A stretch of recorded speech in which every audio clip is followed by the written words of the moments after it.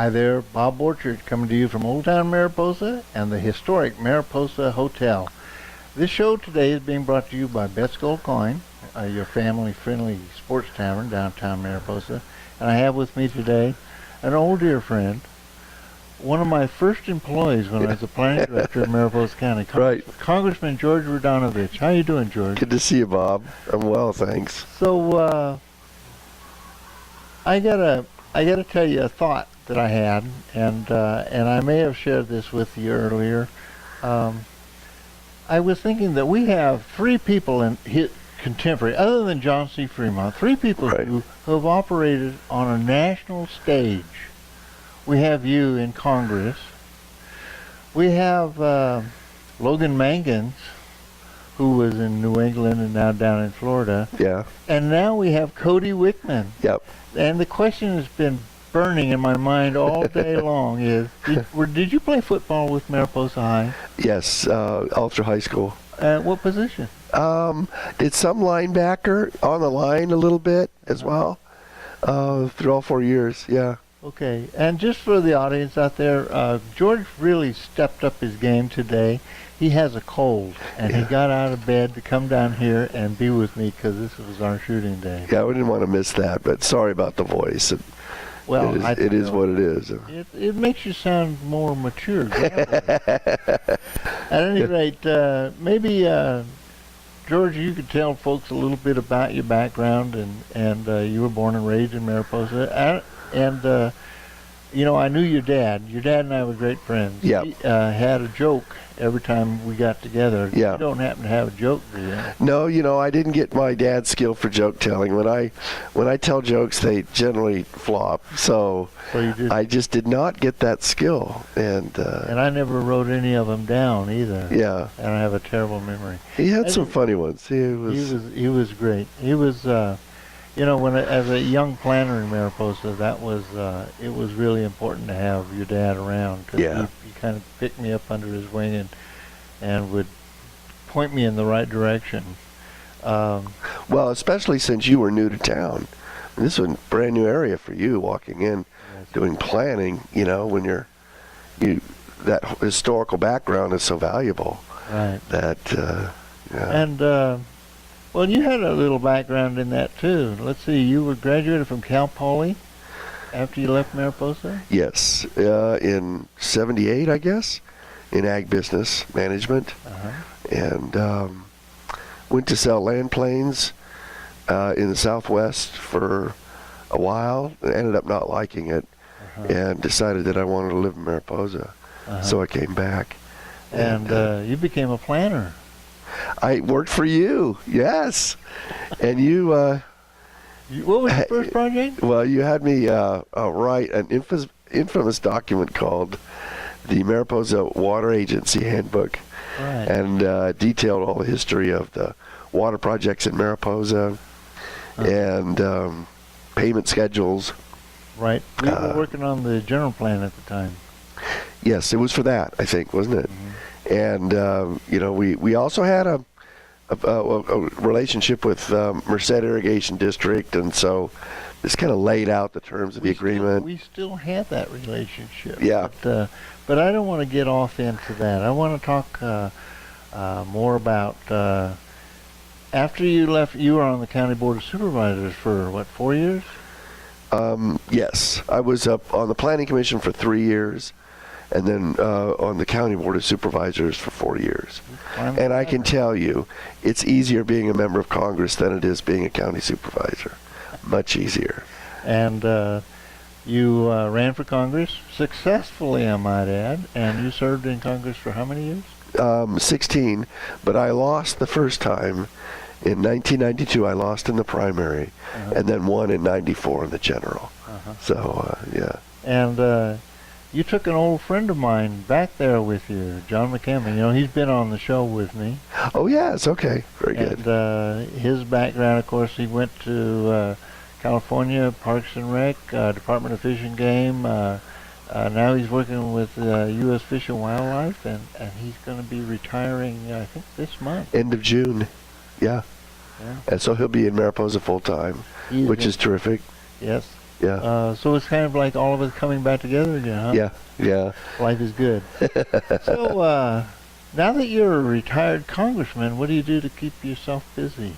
Well, a lot of it was just coming home and raising a boy. And King was starting in middle school, and so that keeps you busy being a single parent. But I also came back to this about 2 acres of old vineyards that I planted 30 years ago that were left untended.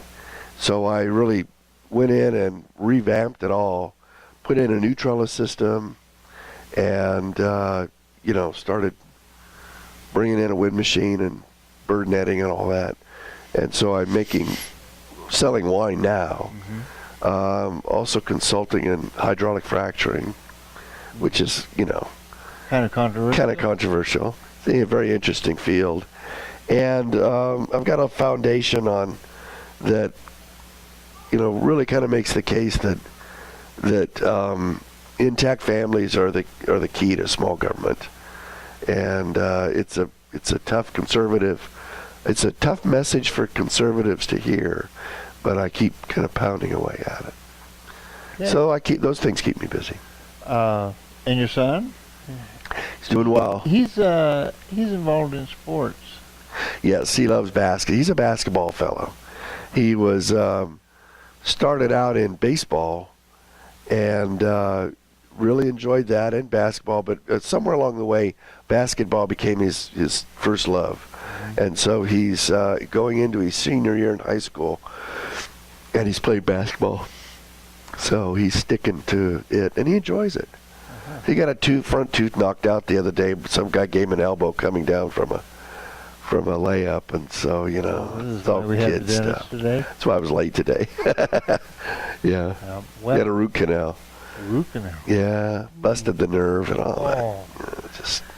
So Yeah. you're going to take good care of him.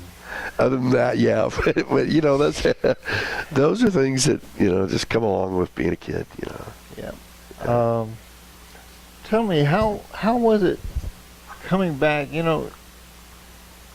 I guess I would say that Washington is kind of the high life. You and your wife were involved in society back in Washington, and it was a lot different. Transitioning from small town Mariposa to the big scene in Washington, D.C. must have been kind of an interesting change. It was a big change, and although there's so much you can do socially in Washington, Effie and I were quite different. We really valued our family time, and so it wasn't very difficult at all to leave the scene in Washington and come here. Coming here with not a lot to do, and then having to raise a kid, and then not having your spouse with you, that was a real. That was tough, because it was all of a sudden losing Effie was the heartbreak of this community. I don't think there's a person in this community that didn't really feel a great deal of pain for your loss, and I just don't know what to say. I don't know how I could have dealt with it. Well, thank you. But you know what? We had so much expression of love from people in Mariposa and back there. We're lucky that we had.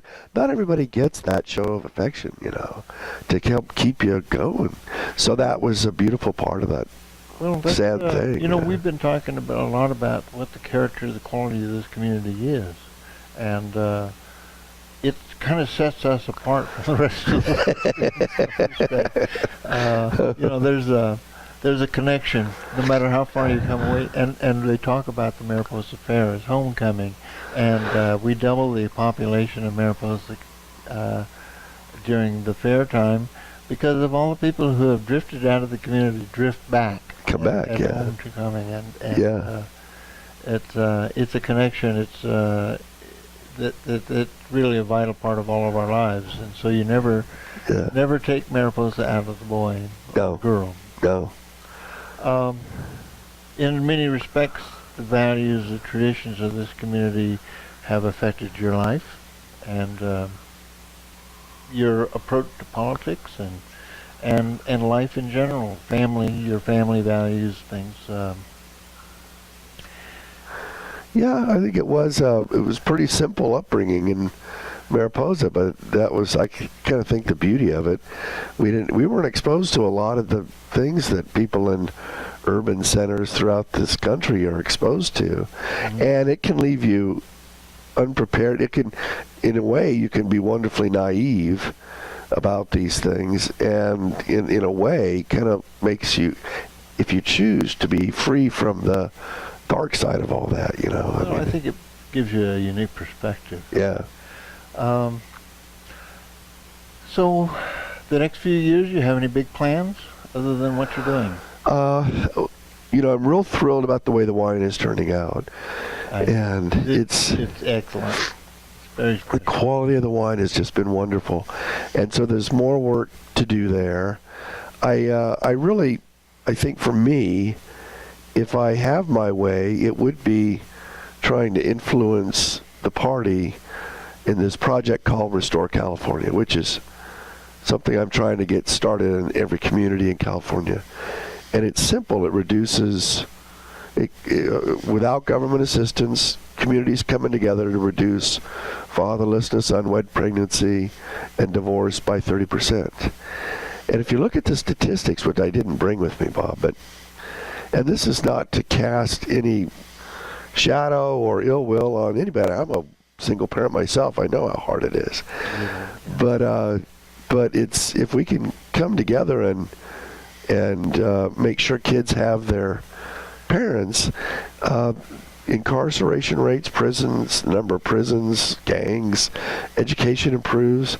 It really impacts those numbers. And yet it seems to me it's the common denominator that everybody kind of skips over. You know, talking about setting ethical, moral standards and setting a set of values and creating some traditions. And interestingly enough, we just had a show talking about values based on Native American values, yeah, and with respect to ecology, sensitivities to the environment, and it's, in many respects, there's parallels there. Yeah.